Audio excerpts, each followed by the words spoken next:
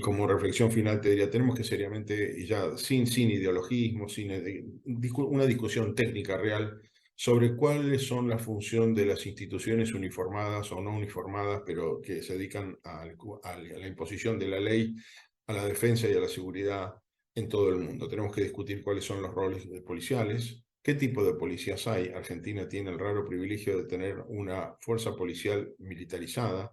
Muy pocos países la tienen, España, Francia, como gendarmería, como prefectura, como la policía de seguridad portuaria, con roles bastante específicos, hoy distorsionados, porque se usan para un criterio para el que no fueron diseñados y por lo tanto se perdió ese valor agregado que tenía, pero yo creo que recomponer esto.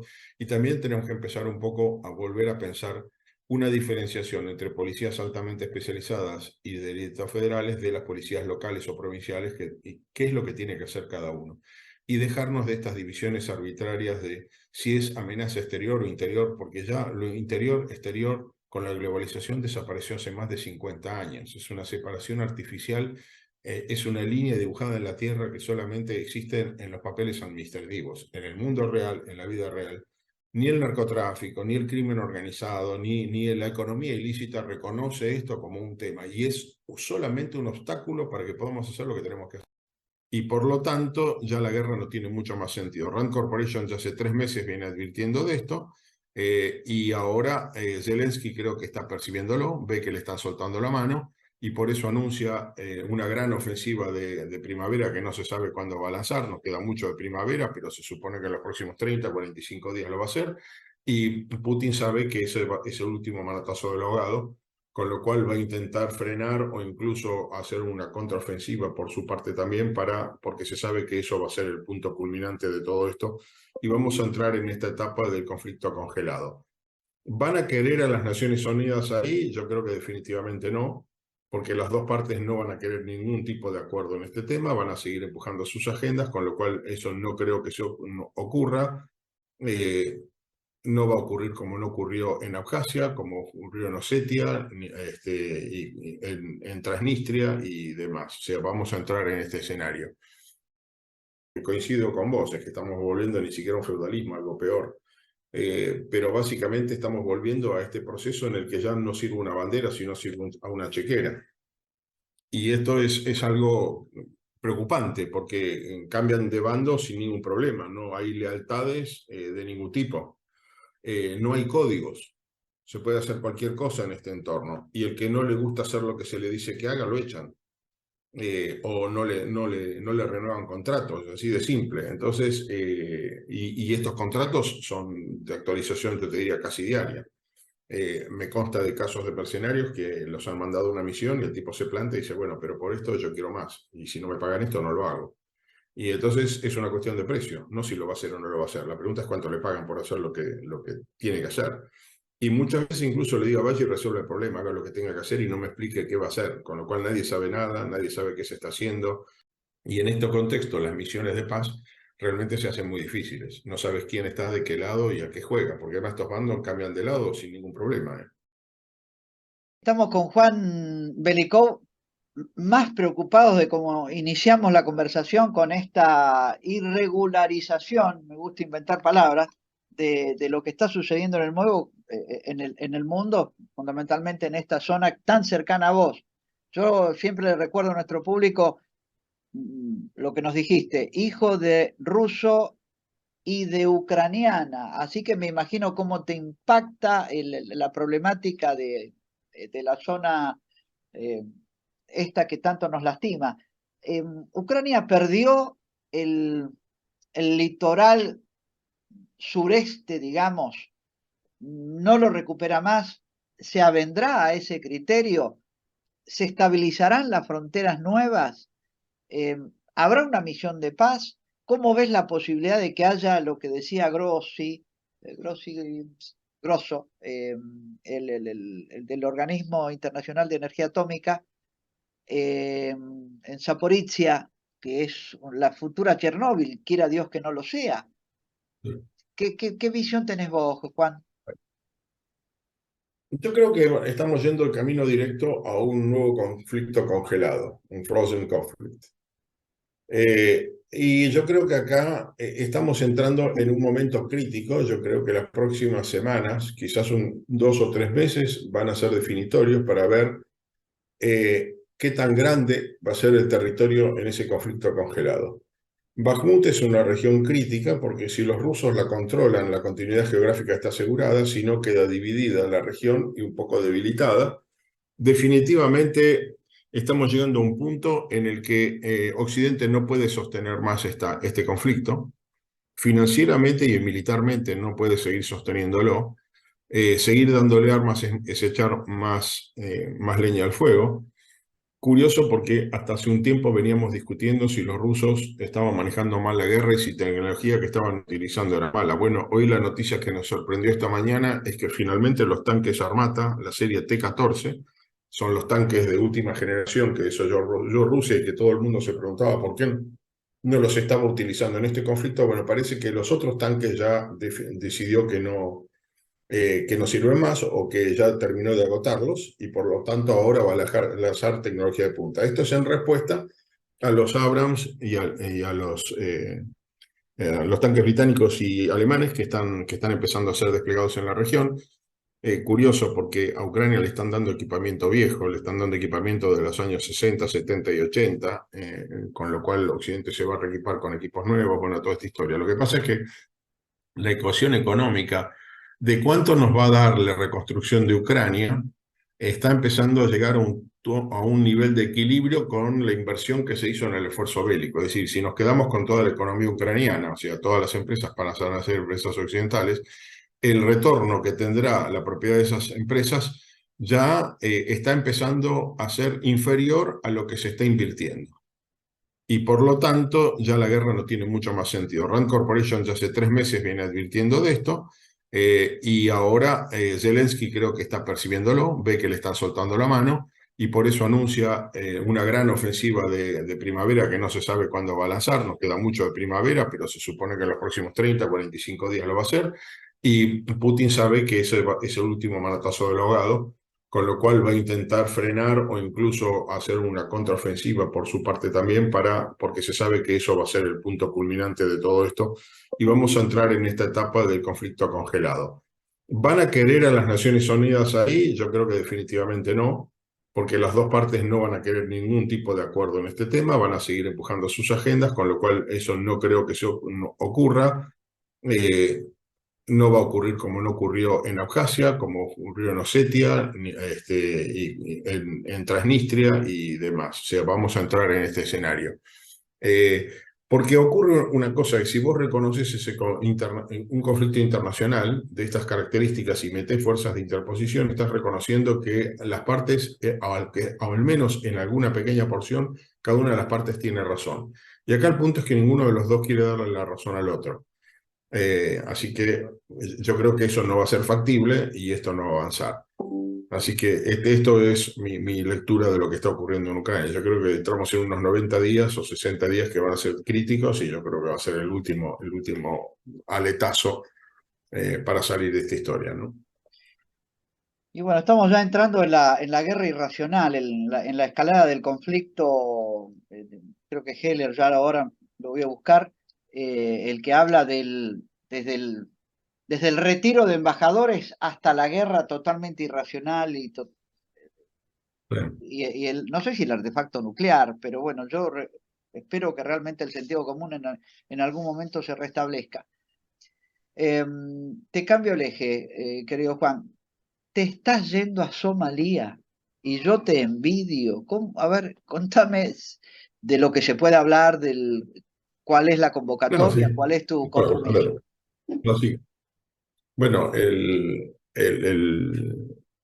pedido que tengo concreto es de ir a la tercera fase de la implementación de los sistemas de policía comunitaria en el marco del plan de estabilización de Somalia.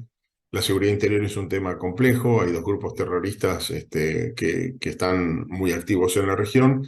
Hay resabios de algunas viejas milicias que están siendo integradas al ejército, pero con lealtades medio divididas. Somalia es una región que tiene, yo diría, hay muchas etnias, pero hay dos muy grandes y otras cuatro o cinco pequeñas que no están muy convencidas de que la paz es una situación que les convenga, entonces cada uno va a empujar su agenda.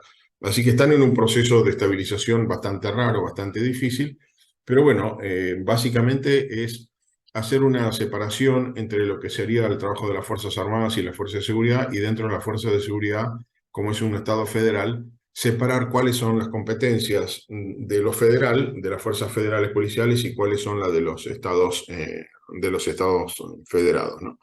Y los estados de esta federación, que tienen incipientes cuerpos policiales, en realidad están medio como en el aire, tienen algunos problemas de identificación, cuáles son las competencias de quién.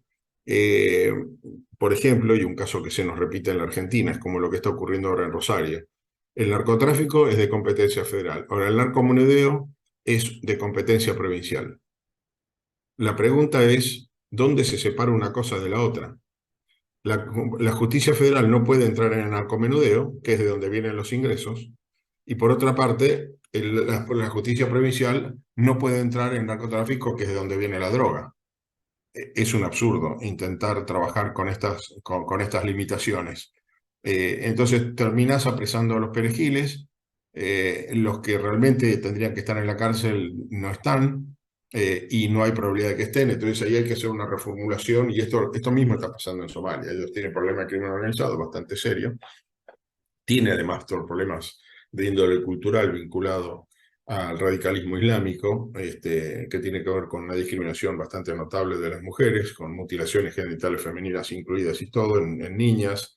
Bueno, todo eso hay que empezar a encararlo, hay que buscar una manera de atender ese problema y atender el problema del ciudadano de a pie. O sea, el terrorismo sí es un problema, pero es un problema serio de grandes proporciones. Ahora, debajo de eso, bajo la línea de flotación, digamos, en el día a día vos tenés pequeños robos, violaciones, violencia doméstica, violencia interpersonal, asalto, robo de auto, piratería, en fin, todo eso, bueno. Y hay que empezar a resolverle el problema del ciudadano a pie. Lo mismo que pasa en tantos lugares del mundo, incluyendo en nuestra patria, ¿no? Donde el ciudadano de a pie, mientras el gobierno federal y los ministros pasan discutiendo de lo peligroso que son los homicidios, lo que está perjudicando la vida cotidiana de la gente son las violaciones de sus derechos al trabajo, que no puede ir a trabajar porque hay piquetes, que no puede subirse al colectivo porque le roban el celular o porque te asaltan en cualquier hora del día y de la noche, y así sucesivamente. La pregunta es quién se ocupa de este tema, porque la verdad es que en las noticias nunca escuchamos a nuestros ministros hablar de estos problemas, ¿no? Y son problemas que son los que te complican la vida en el día a día. Y ese día a día hay que resolverlo. Bueno, eso es lo que me están pidiendo que resuelva en Somalia, ir a ayudarles a montar este esquema, ¿no? Vos sabés, Juan, que nosotros venimos de una serie de programas con contactos, tanto con Guadalupe Kerlakian, que está en Sudán del Sur, la visita del Papa la hemos Ujú. cubierto, bueno, José Luis Medina desde República Democrática del Congo, el panorama es desolador, devastador, pero de vuelta, eh, los conflictos son internos. El problema de Sudán del Sur es entre el presidente y el vicepresidente. Y el de Sudán, Sí. el norte, por llamarlo, o el primigenio, Sí, es sí. también entre un general del ejército regular sudanés contra las fuerzas de apoyo revolucionario, no, tiene otro nombre. Eh, Sí, sí, las bueno, fuerzas, son las pequeñas internas de los señores del poder que utilizan el recurso bélico para dirimir sus diferencias. Lo que no podés ganar en las urnas lo ganás con las armas, o con la corrupción, o con el narcotráfico, lo que venga mejor en cada momento. Y este es un problema en el que tenemos que salir, pero el mundo entero está metido en esto. O sea, este problema también está en Italia. Italia. No estoy hablando de una economía del cuarto mundo. Son problemas reales. Esto es así. Yo me circunscribía bueno, a ese estado fallido llamado Somalia, a ese Somaliland que nos dijo en algún momento Silvia Perazo, que es una especie de decisión, al Shabaab con, bueno, con los crímenes, Sí. los piratas, que quedaron de algún modo plasmados en Captain Phillips, la película hollywoodense, que lamentablemente a veces es lo único que leemos o lo único que incorporamos porque la lectura cada vez es menor. Bueno, ánimo para encarar esto, y hay más grupos, todo es yihadismo, o volvemos un poco a este lugar común del mercenarismo, por así No, llamarlo. a ver, Al-Shabaab está empezando a ser derrotado, lo que pasa es que le cuesta encajar la derrota militarmente. Y eso te lleva al escenario más peligroso, porque lo más probable es que esto se desbande. Ahora, en el desbande va a pasar a ocurrir probablemente lo que ocurrió en Colombia hace un par de años. No todos aceptan el desbande. En el desbande, un posible acuerdo de paz, si es que se lograra en algún momento, cosa que no veo en el horizonte inmediato, normalmente los acuerdos de paz acuerdan una salida razonable para las cúpulas, pero las bases no quedan contempladas. Y el problema es que cuando no contemplas las bases, hay mandos medios que siguen adhiriendo a un ideario desaparecido y van a seguir en una lucha armada. La pregunta es quién lo financia, y ahí es donde van a entrar el narcotráfico y todo este tipo de cosas. Después tenés gente que durante 20 o 30 años estuvo desplegando capacidades, por decir así, de vida, que no son aplicables en la vida civil. Un tipo que era armero de este grupo, ¿a qué se va a dedicar en el futuro? O un tipo que se dedicaba a armar bombas, o a hacer autos blindados improvisados, suicidas para atacar. Ese tipo no tiene otra convertibilidad que hacer más de lo mismo, y probablemente en vez de estar al servicio ahora de un grupo que tiene un comandante militar con una ideología política o ideológica que uno puede compartir o no, pero tiene un rumbo, va a empezar a trabajar como mercenario para cualquiera que le pague por fabricar lo mismo que fabricaba hasta ahora, el que hacía pasaportes falsos, el que hacía municiones, es decir, ahí tenés toda una serie de gente con problemas. Por otra parte, imagínate esta gente después de 20 años de haber estado en el frente, cosa que pasó también en Colombia, está pasando, dice, bueno, yo me movilizo, vuelvo a mi tierra. ¿Cuál es mi tierra? La tierra en que él no estuvo 20 años, alguien la ocupó, alguien estuvo produciendo, y hasta probablemente sea algún familiar, un vecino, que le prometió cuidar la tierra. Este vecino que le cuidó la tierra durante el año dice, bueno, ahora pagame mi trabajo durante estos años. Y este que está retornando, primero, no sabe trabajar esa tierra porque no se dedicó en 30 años a esto. Y en segundo lugar, entonces, entre esta gente va a haber tensiones. Y en un proceso de reconciliación que todavía no está consolidado, la probabilidad de una violencia impune es muy alta, porque que entre ellos se empiecen a matar, aprovechando ahora que todavía hay desmanes, es más fácil que esperar e intentar una venganza dentro de 10 años cuando ya haya una justicia medianamente armada. Entonces, ahí es donde empezás con los problemas residuales de la etapa de post-conflicto, que era lo que yo siempre le planteo a las misiones de paz. Los cascos azules, en una misión de paz, paran la violencia. El problema, la tarea difícil, es construir la paz. Construir la paz es mucho más caro, mucho más costoso, y no tenemos agencias que hayan demostrado en el pasado eficiencia para lograr la construcción de la paz. Sí, los militares han logrado parar la guerra, pero construir la paz fue mucho más difícil, más costoso, y conseguís pocos donantes. Fíjate, Haití después del terremoto, ¿cuánto recibió? De todas las promesas. Y es algo que ocupó titulares y promesas de todo el mundo. Bueno, hoy están en una situación de colapso donde hasta piden por favor que la alternativa Bukele se les aplique, con todo lo que eso supone. Obviamente ningún organismo internacional va a avalar eso, que es claramente violatorio de todo tipo de derechos humanos, pero el punto es que hoy está totalmente fuera de contexto. Están pidiendo una intervención militar, lisa y llanamente, en Haití. Entonces, que además le hizo temblar el corazón de todo el planeta en su momento, ¿no? Y bueno, ahí está.